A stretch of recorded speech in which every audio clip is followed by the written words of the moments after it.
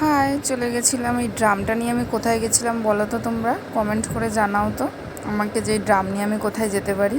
তো দেখো আমি যাচ্ছি রাস্তা দিয়ে, রাস্তায় যেতে যেতে বৃষ্টি এসেছিলো প্রচণ্ড। তো আমি গেছিলাম গঙ্গাতে স্নান করতে, যেহেতু শ্রাবণ মাসের প্রথম সোমবার।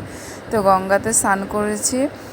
স্নান করে তারপরে চলে গেছিলাম বাড়ির কাছে একটা মন্দির ছিল, তো সেখানে চলে গেছিলাম।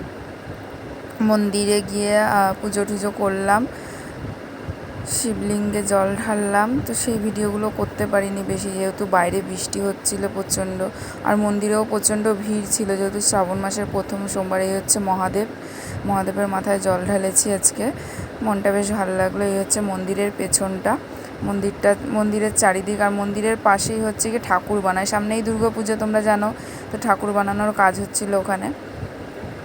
এই দেখো মন্দিরটা। চলো টাটা।